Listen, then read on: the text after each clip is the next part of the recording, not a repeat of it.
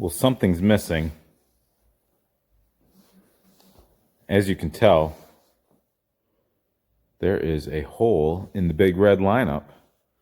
And what could that be from? I mean, the 88's here, the 87's here, the 86 is here, the 85 is here, the other 86 is here, the other 85, the other 86. But there is an 87 missing.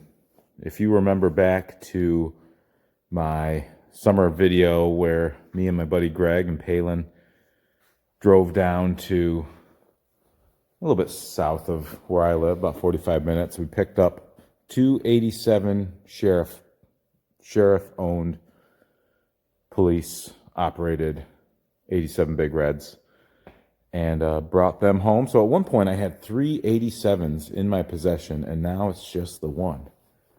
One of those 87s got bought by a buddy of mine, Toby. And this other 87 just got bought by a guy that I met via Instagram. And he came out and picked it up.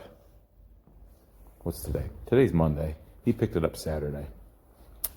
And the reason you might ask, why would I sell one of those? Because that was a very unique machine. Double paperwork. It had the original paperwork from the dealer to the sheriff's department. It had the paperwork from the dealer to the new owner, because the sheriff's department turned him back in 2003. So it wasn't quite as clean as that 87 over my shoulder. So that was kind of the factor that made me keep that one over the other one, even though that paperwork, that was kind of a bummer. I don't have seller's remorse, but it was a hard machine to let go of. So why would I do that? The piggy bank is not bottomless, and I needed to let that go to make this next deal happen. And I've got a group of friends that I chat with on the regular, one of which is PJ Hart, owner of the Ghetto Pony, former owner of my suspended 200S, and that's part of the name, my suspended 200S, formerly owned by PJ Hart. So I bounced my purchasing plans off of a core group of people, and I tell you what, PJ Hart was not making me feel good about what I'm going to pick up. So I'm going to keep you guys in the dark a little bit, and I'll tell the story after it's in the truck. And you can tell me if I made a mistake or not. I hope I didn't. Again, that sheriff-owned machine, great tires. The only flaws in that machine were the seat cover had a couple blemishes. It had wear on it, signs of use, just a little bit of corrosion on the frame. But you'll have to let me know what you think, if I made a mistake or not. But for now, I got to finish getting ready, and Palin and I are going to take a road trip. So we'll see you in a minute. Well, a little snow in the air, but we are on our way.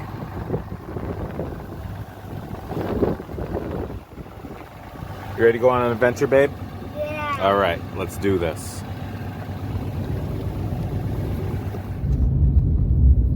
Well, I wasn't counting on this. We are about, I don't know, halfway to our destination. The fastest way to get to our destination is to go kind of past Lowville and Boonville, New York, which, if you're familiar with the area, is right near the Tug Hill Plateau, where all the lake effect snow dumps. And apparently they got a pretty good size snowfall last night that, I guess in my area, no one knew about. So This road is definitely the worst road I've been on. We're only on it for another mile or so. But everything after this is going to be, it's going to be main road. We'll just try to keep her on the pavement. What do you say, Palin? Say All right. We're gonna shut this off. So Palin and I have been on the road for about 3 hours. We a little bit more than 3 hours. About halfway into the trip, we had to drop off a set of fenders at a buddy of mine's house who bought them from me. So we did that. We got some snacks, and we're about 15 minutes out from my buddy's Napa. I haven't seen this buddy in 20 years. Went to college with him, and we just have not crossed paths since. But he's got some Hondas and things, so I'm gonna be sure to pop in and see him because he happens to live in the town where this machine that we are going after is at. I'm keeping the machine a secret because I told him how PJ's got me second guessing myself, and I don't know if it was a good idea. So I want to take a minute to tell the story. So I first learned about this machine in 2018. I believe I had a 350X up for sale, and the guy reached out to me and he asked if I would trade the 350X and a big red 250 for this machine. And I said, you know, I don't think that's a good deal for me. That's a really good deal for you, but no. I said I would do the 350X. It was an 85 that I had for sale. And he's like, no, I won't do that. I was like, that's fine. He didn't value the 350X the same as the four-wheeler. But that's when we first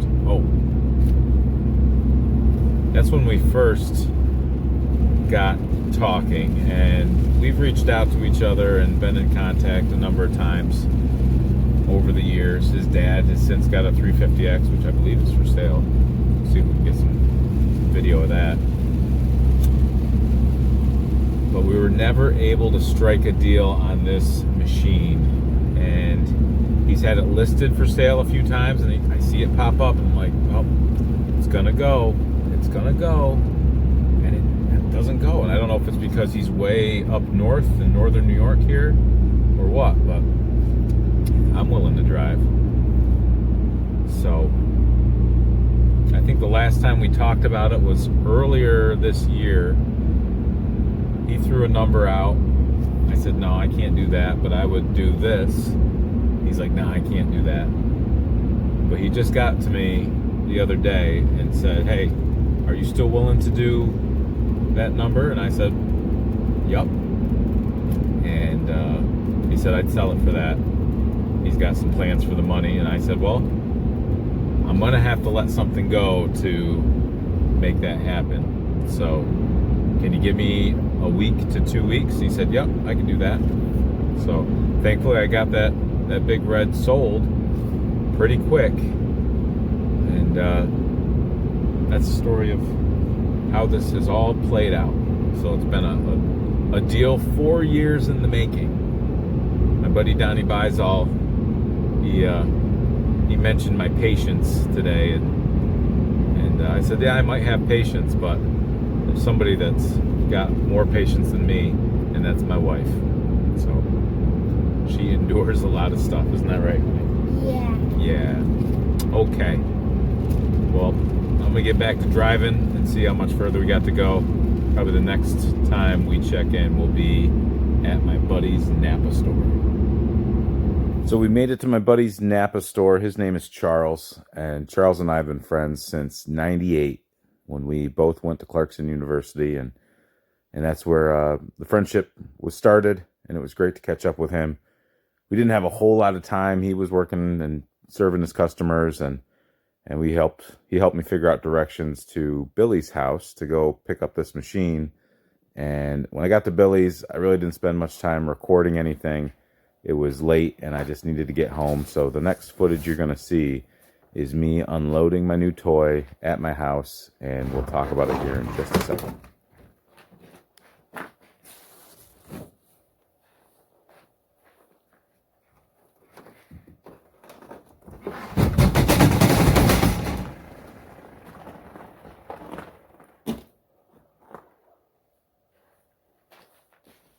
Maybe you've guessed already,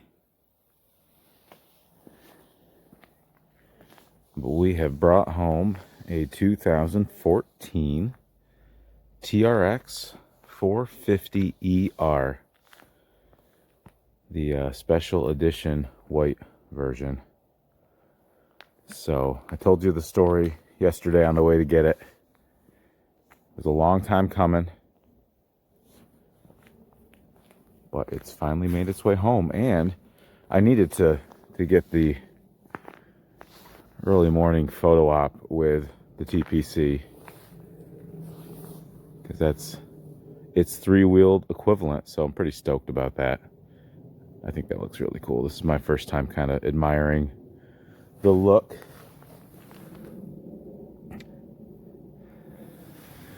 But yeah, I bought this from a nice guy named Billy. Got to meet his whole family yesterday. Like I mentioned in the story, we had been talking back and forth about this particular machine since 2018. And yesterday was the first time I got to see it in person. It is not perfect. I'll point out all its flaws and whatnot, but this is the last year that the 450 was made. They went out with a bang, in my opinion, with this color scheme. I don't believe this was the primary color. I think they also came in red this year. This was a specialty color, because I've been looking at some parts. Because let me show you what I need to track down. First of all, not OEM tires. It's a heartbreaking story. He put these GBs on and had the original tires stacked nicely to the side, and a couple, I don't know, a year ago, however long ago, he sold them to a buddy for $50. So that was heartbreaking. I've been looking for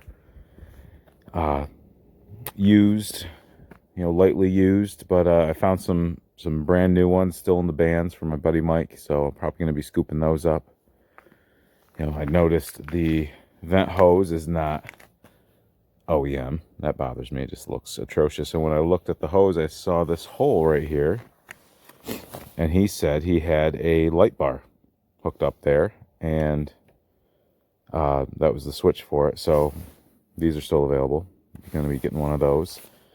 And then when he mentioned the light bar, I said, I wonder where he mounted it. And I think he mounted it right there. So that's extremely unfortunate, right on above the stinking VIN. So very clean machine. Otherwise, you can see some wear from growing through grass or whatever form of plant life. He pointed out to me this little blemish. He said this clamp loosened up and rotated right around into that and touched it. And before he noticed it had done that. Didn't mention any of this before I got there, but it's okay. Long time deal in the making. The fenders do have some light staining that maybe a magic eraser could get out, but what I think I'm going to do, I've been looking at them online. You can still buy brand new rear fenders. I think I might just get a spare set. Leave these on it for now. Get the dash, get the fenders, get the tires. He says he never put it on its side, but this tells me it's been on its grab bar. And that's okay. You can get those grab bars.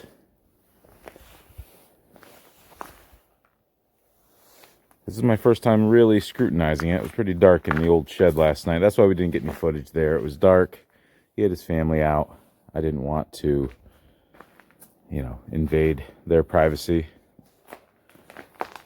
Looking at that seat versus the seat that's on the TPC here, It looks like they've added some foam to the TPC seat to maybe give it some more ride height. It sits, oh yeah, TPC sits lower because she's a goer. Sorry for the cheese.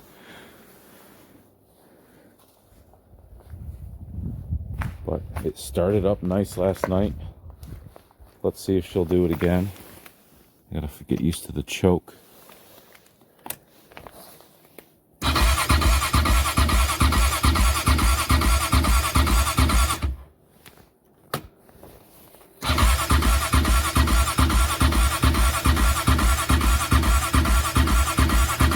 She starts a little cold-bloodedly. Switches on. Come on, girl.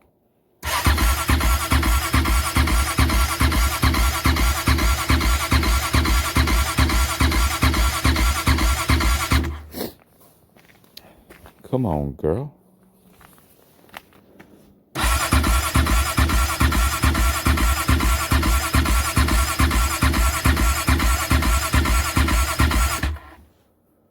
Oh, fuel's off. That might help.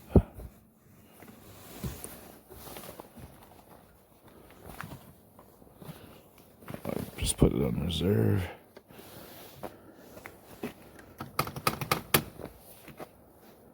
Give it a second. Okay. Come to life. Oh, yeah.